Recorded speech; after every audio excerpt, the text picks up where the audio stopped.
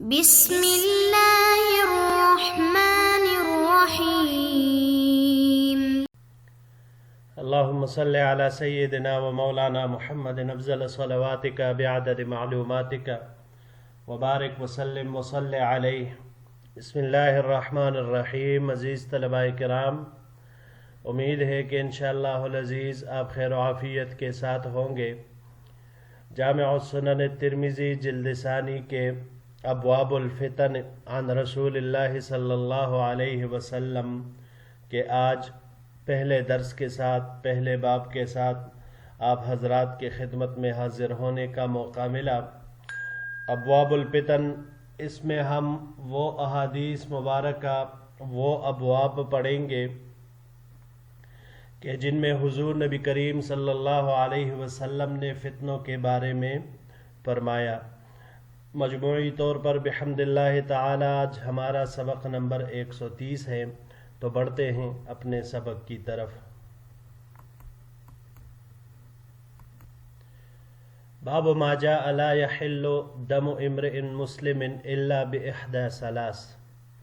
یہ باب اس بیان میں ہے کہ مسلمان کا خون حلال نہیں ہے مگر 3 چیزوں میں سے کسی ایک کی وجہ سے۔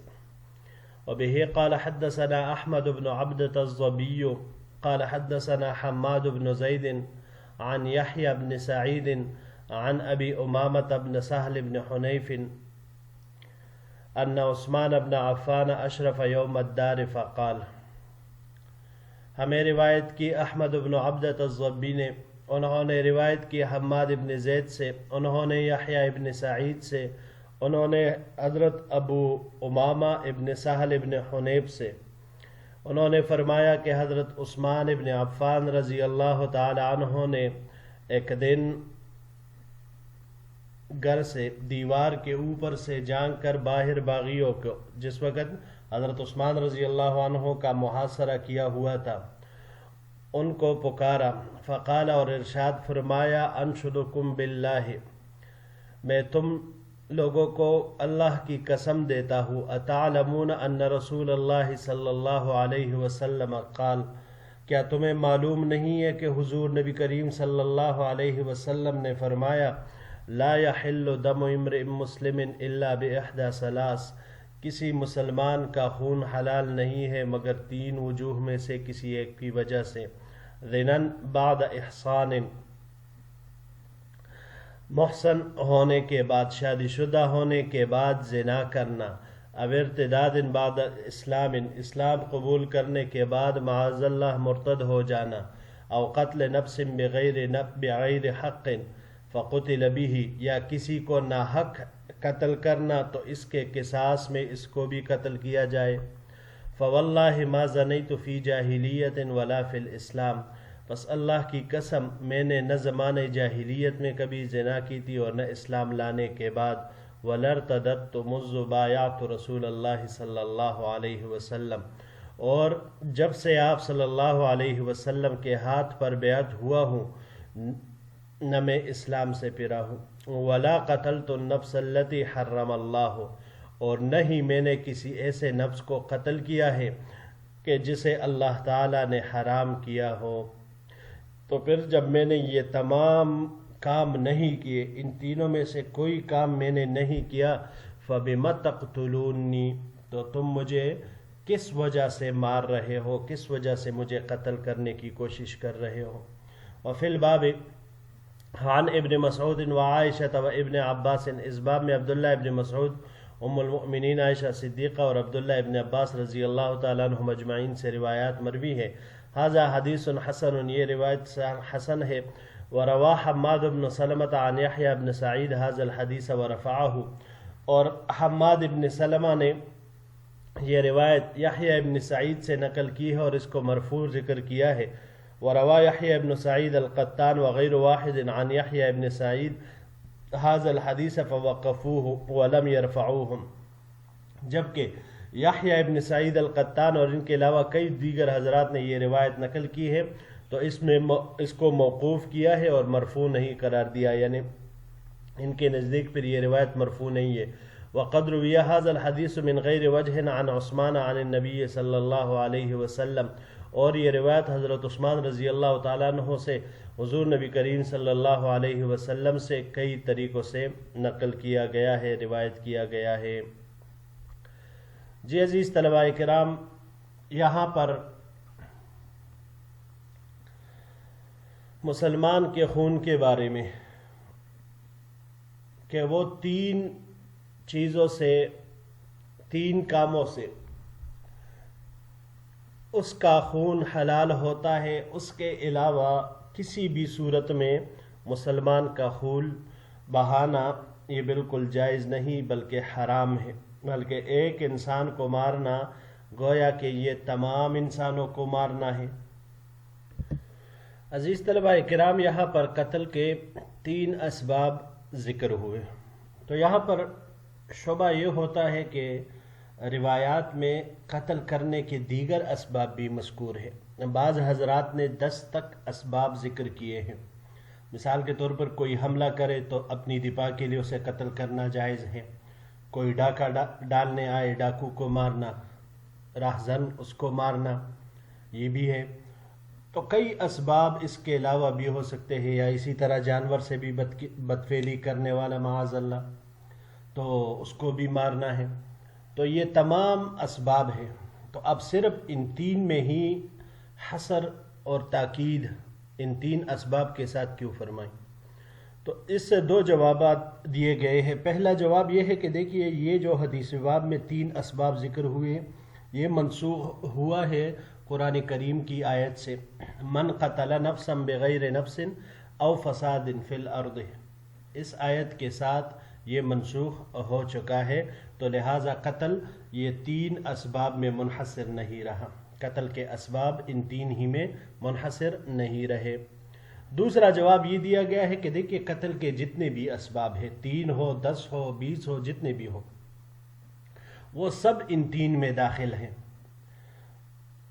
تو یہ تین اسباب کا ذکر یہ زیادہ پیش آتے ہیں، عمومی طور پر سب سے زیادہ انہی تینوں کی وجہ سے ہوتا ہے، تو عمومیت کے اعتبار سے، اکثریت کی وجہ سے انہی میں حصر کر دیا گیا، تو لہٰذا روایت میں کوئی تعارض نہیں رہا۔ اب آتے ہیں اس واقعے کی طرف، حضرت عثمان ابن عفان رضی اللہ تعالی عنہ۔ عزیز طلباء کرام، حضرت عثمان رضی اللہ تعالیٰ عنہ نے جو حضور نبی کریم صلی اللہ علیہ وسلم کی یہ ارشاد یہاں پر ذکر فرمائی ان باغیوں کو، یہ اس وقت فرمائی جب حضرت عثمان رضی اللہ تعالی عنہ اپنے گھر میں محصور تھے، باغیوں کے محاصرے میں تھے۔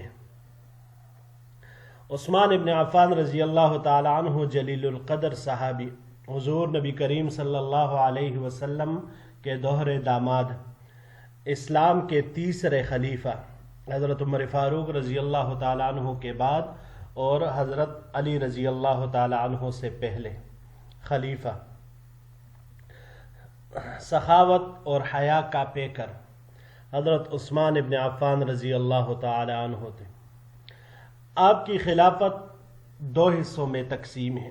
ابتدائی نصف زمانہ انتہائی پرسکون، نظم و ضبط اور استحکام پر مبنی تھا۔ اسلامی حدود وہ دن بدن وسیع تر ہوتی جا رہی تھی، لیکن پھر نصف اخیر میں آپ کا دور، پھر اس میں سازشوں کا سلسلہ شروع ہوا۔ کچھ اسباب ایسے پیدا ہو گئے کہ جن کی وجہ سے خلافت میں استحکام نہیں رہا۔ حضرت عثمان رضی اللہ تعالیٰ عنہ نہایت بردبار، چشم پوش، عفو اور درگزر کرنے والے تھے۔ اپنے رشتہ داروں کے ساتھ حسن سلوک، بلکہ تمام مسلمانوں کے ساتھ حسن سلوک ان کا یہ شیوا تھا۔ انہوں نے اخلاص نیت کے ساتھ بعض اپنے رشتہ داروں کو کچھ سرکاری مناصب اور عہدوں پر فائز کیا، اور یہ وہ لوگ ان لوگوں کو دیے کہ جن کو وہ ان عہدوں کے لیے دیانتاً اہل اور مناسب سمجھتے تھے، یعنی یہ بھی نہیں تھا کہ وہ لوگ ان عہدوں کے اہل نہیں تھے، اہل تھے۔ اس کے علاوہ بھی حضرت عثمان رضی اللہ تعالی عنہ اپنے رشتہ داروں کے ساتھ، فقراء مساکین کے ساتھ مالی طور پر ہر طرح کی معاونت فرماتے تھے، اور یہ کوئی ڈکی چھپی بات ہے نہیں۔ ان کی دور میں سازشوں کا جو سلسلہ شروع ہوا نصف اخیر دور میں، تو عبداللہ ابن سبا اس لعین کا اس میں بہت بڑا ہاتھ تھا۔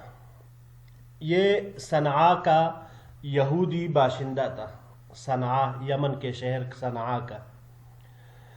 حضرت عثمان رضی اللہ تعالیٰ عنہ کے